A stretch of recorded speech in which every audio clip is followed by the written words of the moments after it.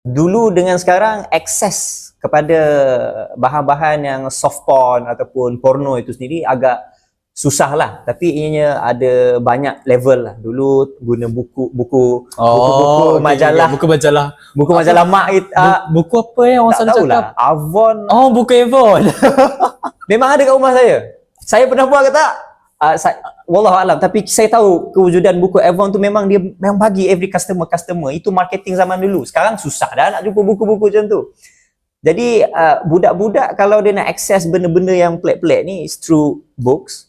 Dan kalau lebih zaman dulu lah, dulu mana ada internet.